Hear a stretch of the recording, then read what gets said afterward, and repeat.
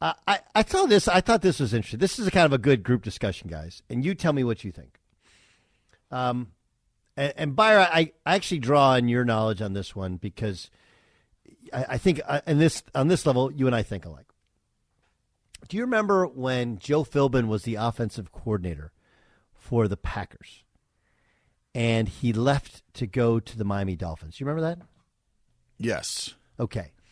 And Aaron Rodgers was the starter. Matt Flynn was the backup. Matt Flynn was a free agent. And he had that crazy game against the Lions. Am I right? Yeah. Lions last game of the season.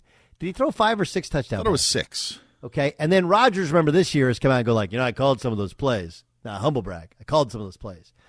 Anyway, the Dolphins needed a quarterback, and Philbin was going there. And the thought was like, okay, well, you bring your guy with you, right? Like, here's a guy, he knows the system. And the Dolphins never offered him anything. Instead, your Seahawks did. And I think it was like 3 years, $19 million, which at the time was a decent deal for a guy who'd been a lifelong backup. And the thought that he'd be the starter. Right? That was the same year they drafted Russell Wilson. Russell Wilson beats him out in camp, and the rest, as they say, is history. Is that an accurate depiction of what happened with Seahawks? Okay. And my thought at the time was, wait, Philbin? All he had to do was offer him $19-20 million for 3 years, and he could have had him, and he didn't. The alarms go off of Matt Flynn's a backup. He just doesn't have it.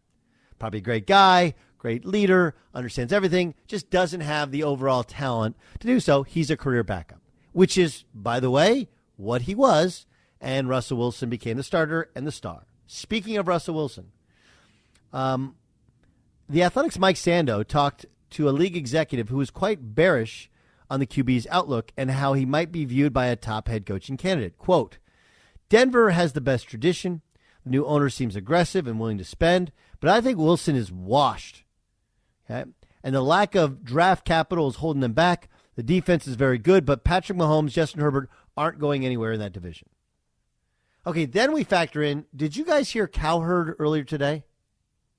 You guys, anybody hear that?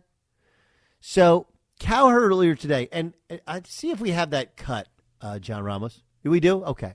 This is Colin Cowherd, who he's obviously, when you have Sean Payton on, you talk during breaks. He's even said they've had dinner. So I'm sure some of this stuff comes from Sean Payton. But take a listen to what he said about the Broncos, Payton, and Russell Wilson. I have been told the Broncos have made a decision. They want Sean Payton. Russell Wilson has told the Broncos owners he wants Sean Payton. So, you think to yourself, if Brian Daboll can get Daniel Jones to the playoffs, can Sean Payton get Russell Wilson to the playoffs? Well, Herbert and Mahomes are not playing in the NFC East. But I think one of the things that Sean Payton has to think about, and it's a real thing, with Daniel Jones, there are some limitations, but they're football limitations. You know what you have. It's right in front of you. But with Russell Wilson, there's self-awareness issues, trying to simultaneously be a football star and elevate Ciara's career issues. There's the isolation issues from teammates. He's got his own office. That's an issue. And his own chiropractor, I'm told. That's an issue. A lot of this stuff is personality, emotional, family stuff. That's way harder. The football stuff for a Brian Daboll or a Sean Payton, that's not as difficult. So here's what I heard, okay? And you guys tell me if you heard differently. The Broncos want him. Russell wants him. Sean Payton's not sure. Dan, is that fair? Is that there's a lot of other stuff, but just if I was to be concise, the Broncos want him. Russell wants him. Sean Payton's not sure. From Colin's comments and what he was saying, strictly based off of that. Yeah, that's what I think you could surmise from that. Okay. So here's the thing. Sean Payton has let it be known. And the idea of, hey, you have Mahomes and you have Justin Herbert in the division. Like you just mentioned the NFC East. There's 3 teams in the NFC East in the playoffs. They've expanded the playoffs. So the idea that your division is too loaded is a complete misconception. By expanding the playoffs, if you have a good team, a good quarterback, you should make the playoffs. Plenty of opportunities to do so. But Sean Payton has let it be known, like, look, I was with a Hall of Fame quarterback before. I don't want to go somewhere that doesn't have that quarterback. So if you look, do the Broncos have a good defense? Yes. They have a good culture? Yes. Do they have an owner that's willing to spend money? Yes. Right. So the only thing holding him back from saying yes is the quarterback. And if this was a year ago, everyone would seemingly run to Denver. What a great job. Like Russell Wilson, motivated by the fact that Seattle didn't want to give him a contract extension. Like, I'm in. Despite the fact he had some decline after the injury his last season in Seattle. If Sean Payton doesn't take the Broncos job with all the other things in his favor, all the other things, money, defense, tradition, don't worry about the division. The whole division thing is so dumb. So dumb. You're right. Mahomes isn't going anywhere, and they're going to be a playoff team. Chargers, they're going to Charger, but they're going to be good. The Raiders, they have talent. They may get a quarterback. Who cares? 3 of the 4 teams in the NFC East made the playoffs. You can make the playoffs. It's not crazy hard. And, oh, yeah, by the way, if they play neutral site AFC and NFC championship games, home field advantage really only helps you for one game anyway. So I find it fascinating to track this as a real sign of whether or not Sean Payton thinks Russell Wilson's washed. If he thinks Russell Wilson was just in a bad system, a bad fit, wasn't ready and is fixable, he takes the job tomorrow. If he doesn't, he turns it down. You have one of the top offensive minds, one of the top quarterback minds in all of football in our lifetime saying, I don't think I can win with Russell.